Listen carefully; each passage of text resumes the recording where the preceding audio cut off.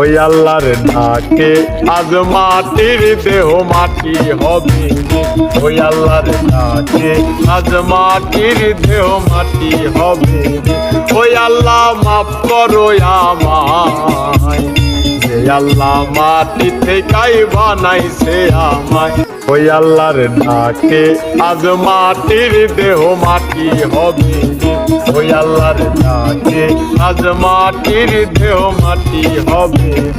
ওই আল্লাহ মাফ করো আমায়, যে আল্লাহ মাটি থেকেই বানাইছে আমায়।